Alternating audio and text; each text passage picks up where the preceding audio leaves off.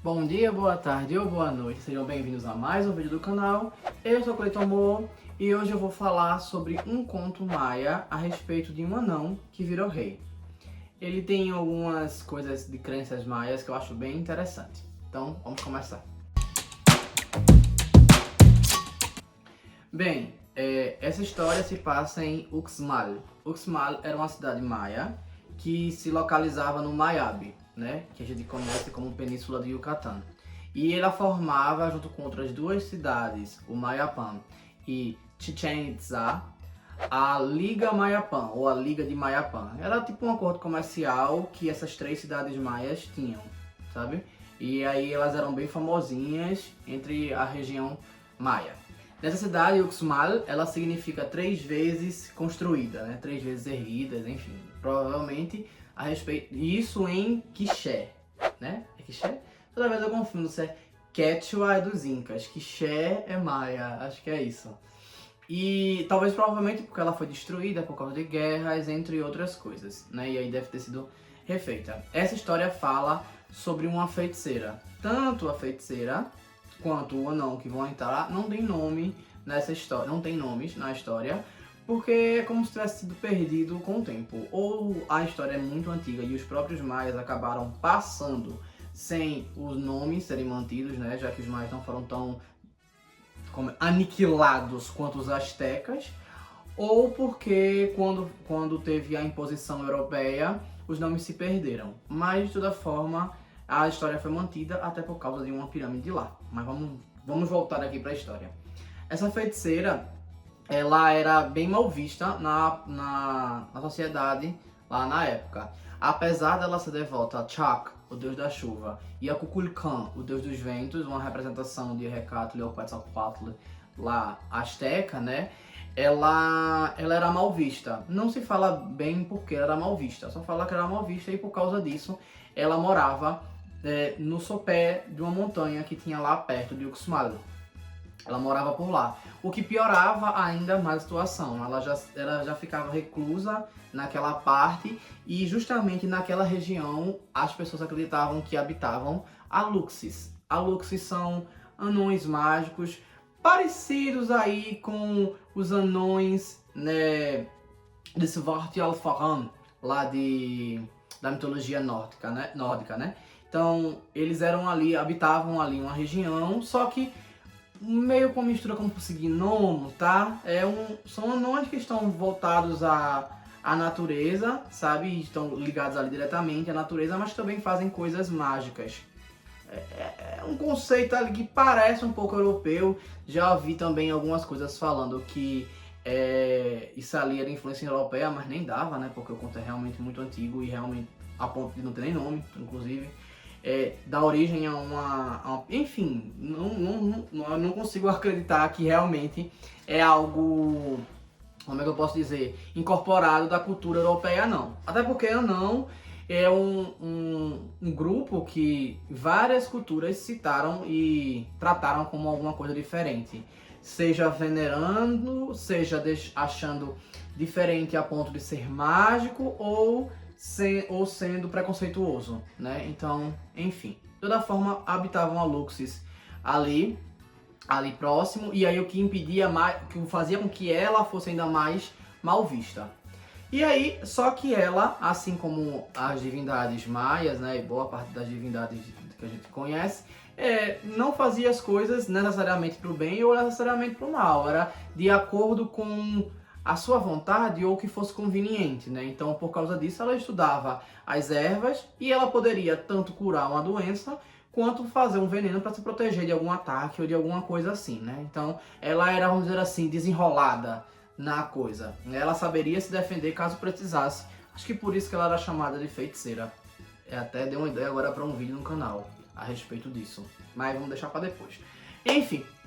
E aí chegou um momento que ela estava envelhecendo e ela se sentiu sozinha e queria ter filho. Mas como ela era excluída socialmente falando,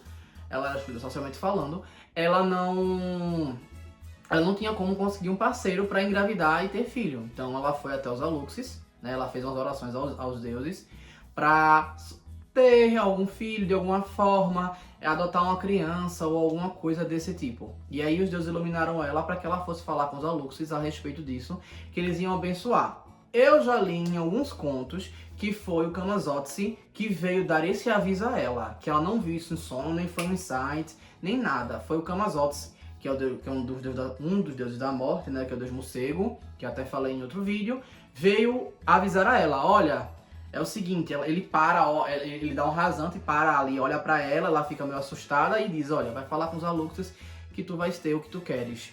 E aí ela para, agradece, ele vai embora, agradece aos deuses e vai.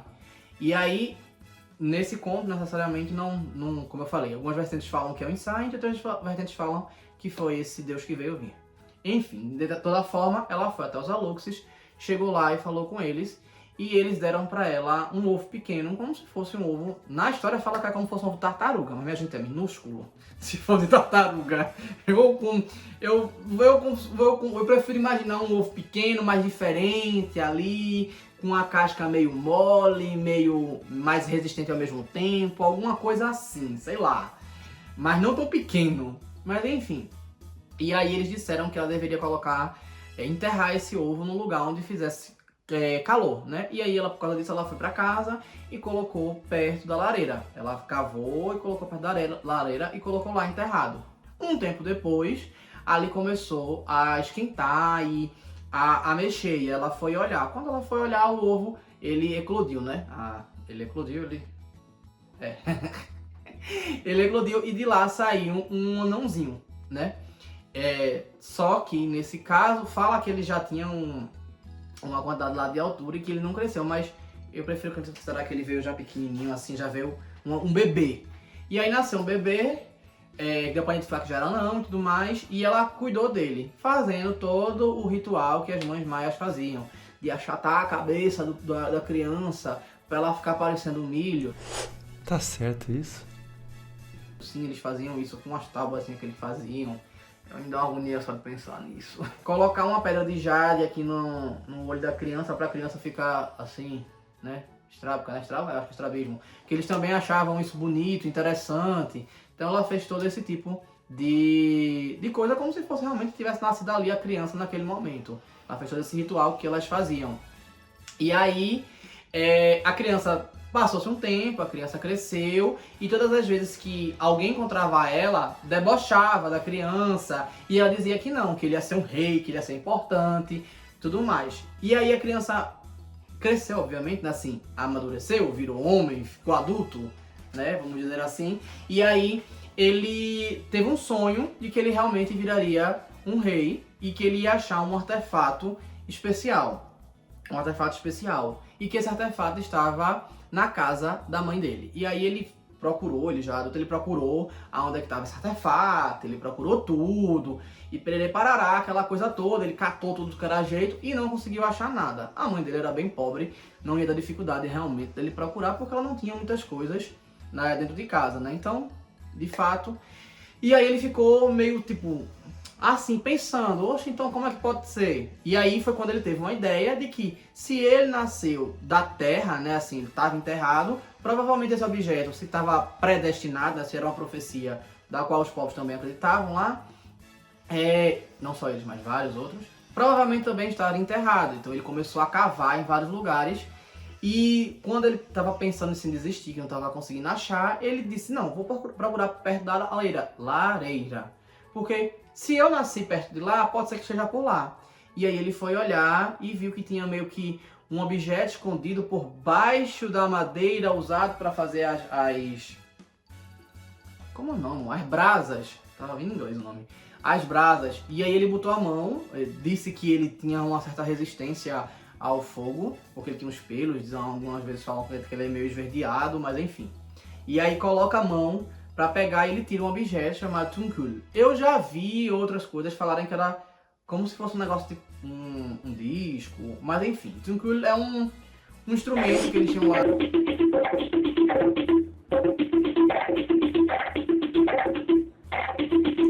E aí ele sai da casa e vai tocar esse instrumento. Quando ele toca esse instrumento, ele toca com bastante força, ele bate a vareta no instrumento, ele faz um som que reverbera por todos os lugares. Aí vai nos exageros proféticos, né? De toda comum em qualquer crença, né? Que é o quê? Fez os pássaros voarem, a floresta tremeu, os rios mudaram de curso e não sei o que, todo esse tipo de discurso profético que acontece mesmo, até que o rei atual de Uxmal, né, no caso que estava na época de Uxmal, ouviu. E aí, como eu falei, era uma profecia. Então eles sabiam que quando isso viesse a acontecer, o rei, ele seria o novo rei. Esse artefato estava indicando que ali era o novo rei. Parecido, eu acho, que com o Excalibur ou alguma coisa desse tipo, que faz referência a ser um objeto muito difícil, muita coisa foi encontrado, a pessoa merece ser o rei. Só que aí o rei quis dar um golpe, né? Porque não pode ter dois reis, né? Já tinha dito isso até no sonho do anão.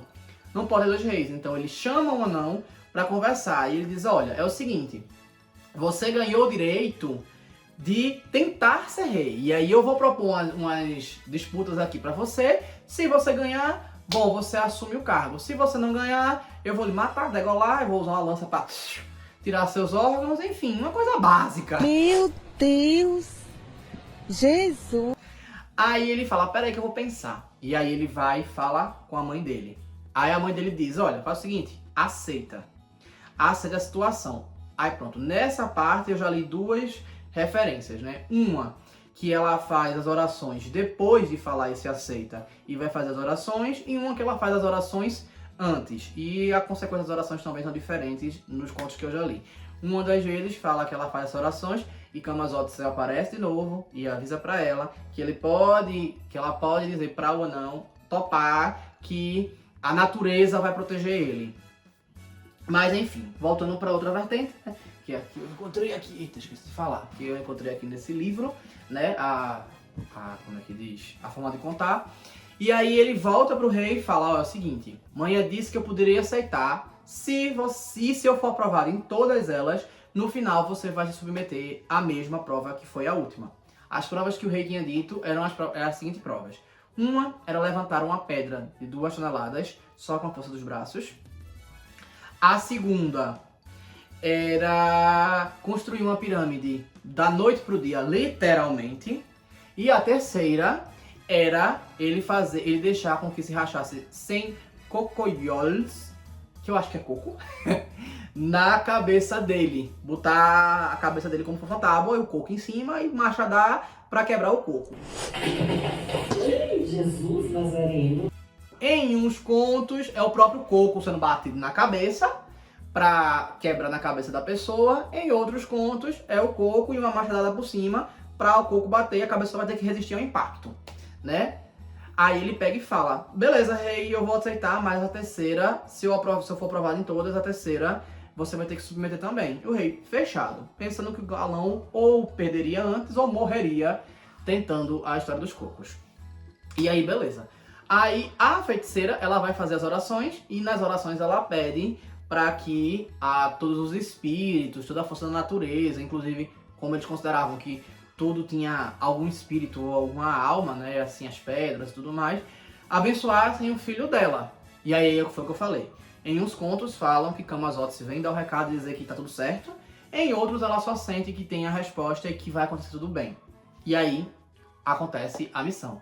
Na primeira missão, o anão vai levantar a pedra e ele pega com uma mão, ele fica meio receoso, mas ele confia, lembra do que a mãe falou, respira fundo, e aí quando ele respira fundo ele sente como se fosse a energia da natureza entrar nele, e aí quando ele vai pegar a pedra com a mão só, ele consegue erguer uma pedra de 2 toneladas e arremessar, o que faz com que ele seja aprovado na primeira missão, na primeira tarefa, e aí o rei até dá uma recompensa para ele, paga em milho, né, para ele e para a mãe.